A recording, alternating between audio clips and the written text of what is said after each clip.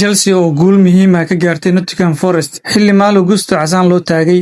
Kooxda Chelsea ayaa guul qiimo leh ka gaartay Nottingham Forest kadib markii ay 3-2 ku xasuuqday kulan ka tirsanaa wareegga 8aad ee horyaalka Premier League kaas oo ka dhacay garoonka City Ground.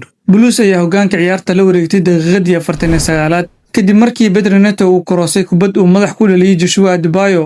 wax yar kadibna daqiiqadii 52aad Pedro Neto ayaa isaguna shabaq gaaray isagoo goolkii labaad u dhaliyay Chelsea kadib caawin uu ka helay kabtanka kooxda Reece James. daqiiqadii 84aad Reece James ayaa isna dhaliyay goolkii saddexaad ee ciyaarta.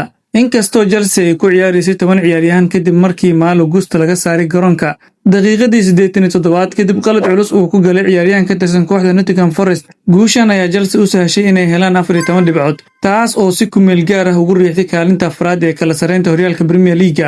halka Nottingham Forest ay weli ku jirto xaalad adag iyadoo leh 5 dhibcood oo kaliya, taas oo si ku meel gaar ah u gelisay kaalinta 17aad. fiidnimo wanaagsan saaxiibayaal, warbixintaana waxay qayb ka tahay barnaamijkeennii bandhiga ciyaaraha oo aan caawa ku soo qaatay wararkii ugu dambeeyay ee kubadda cagta. haddii aad ilaa dhammaadka muuqaalka nala soo gaarto ha ilaawin inaad muuqaalka like saarto, sidoo kalena aad sii share garayso. haddii aad nagu cusubtaa nagu soo biir oo ka mid noqo asxaabta nagu xiran. mahadsanid.